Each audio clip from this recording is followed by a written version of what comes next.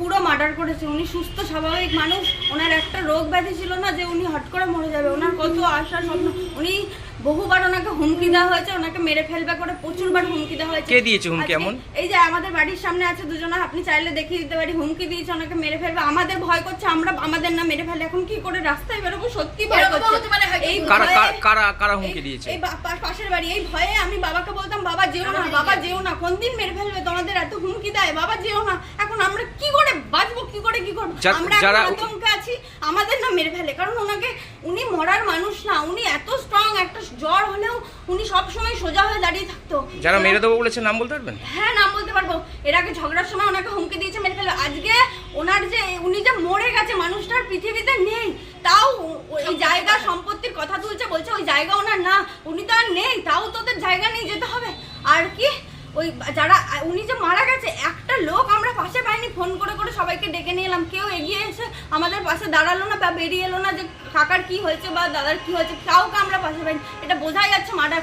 আমরা পুলিশের কাছে, বড়বাবুর কাছে হাত জোর করে চাই, ওনার শুধু বিচারটা চাই, ওনার বিচার চাই, বিচার চাই। উনি যেন সঠিক জিনিসটা আমরা খুঁজে পাই যে ওনাকে কে মেরেছে। দয়া করে কোনো যেন কেউ এটা ধামাচাপা না দেন, আপনাদের কাছে এটাই অনুরোধ।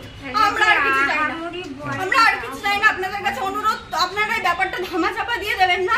ওনার কোনো রোগ ব্যাধি ছিল না, ওনাকে পুরো মার্ডার করা হয়েছে।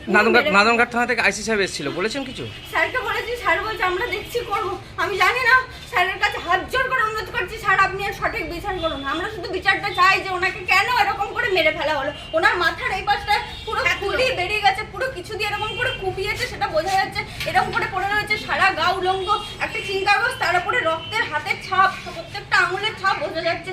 উনি এরকম করে মরার লোক, উনি লাস্টে এতবার হুমকি দিয়েছে এর আগে ঝগড়াতে। উনি শুধু চাইনি যে আমাদের কারোর সাথে ঝগড়া করবো না, আমরা বাড়িতে ঝগড়া অশান্তি করি, বাবা তুমি যেও না। উনি বলেছে না আমি আর কারোর সাথে ঝগড়া করবো না, হাঁটার রাস্তায় যখন এত ময়লা আমি পরিষ্কার করবো। উনি প্রতিদিন কোদাল দিয়ে পরিষ্কার করে ওই বাড়িটা পরিষ্কার করতে যেত।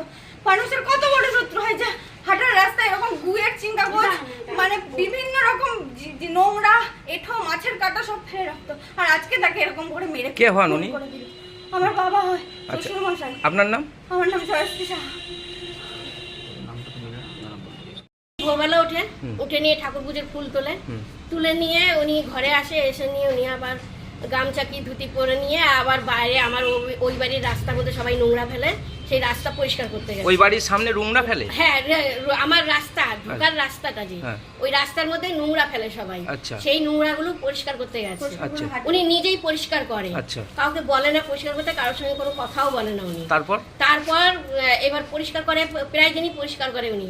এতদিন কিছু হয়নি, আজকেই এই ঘটনাটা ঘটে গেল।